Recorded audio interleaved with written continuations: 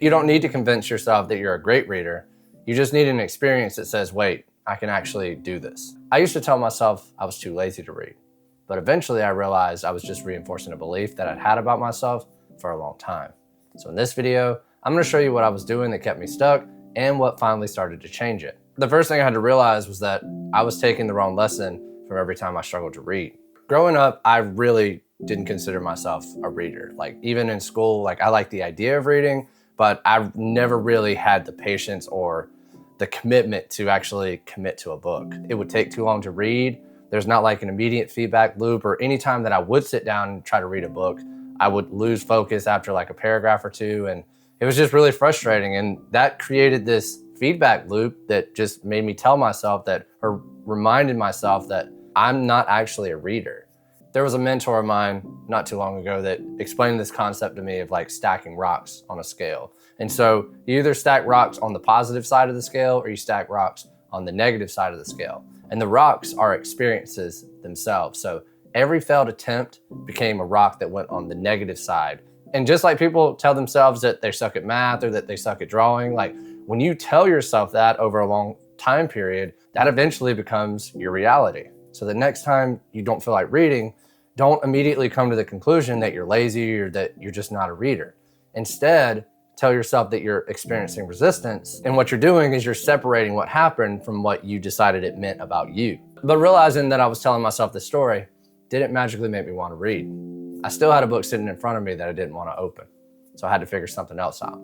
So if negative experiences stack rocks on the negative side of the scale, how do we create positive experiences with reading so we can stack rocks on the other side?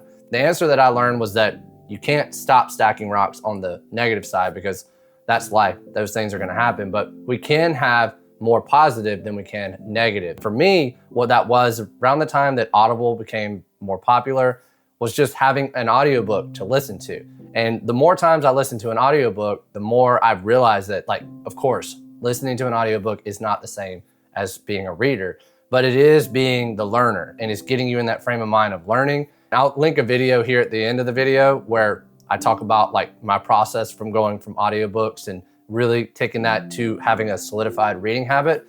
But reading an audiobook or listening to an audiobook was what really started to stack those rocks on the other side for me. So don't try to change your identity directly. Just find the easiest legitimate version of the behavior that gives you a successful experience. For me, that was audiobooks. For someone else, it might be like one page, a short article, or like 5 minutes of reading something that you're genuinely curious about. The important part isn't the amount, it's the successful part. But one good reading session wasn't enough to undo years of telling myself that I wasn't a reader. And that's where I think the biggest mistake happens. Think about the scale again.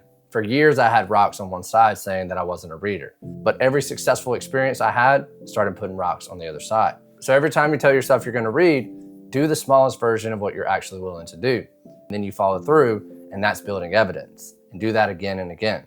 And eventually the belief starts becoming, maybe I actually am someone who reads. You're not just thinking positively, you're accumulating successful experiences. You don't need to convince yourself that you're a reader.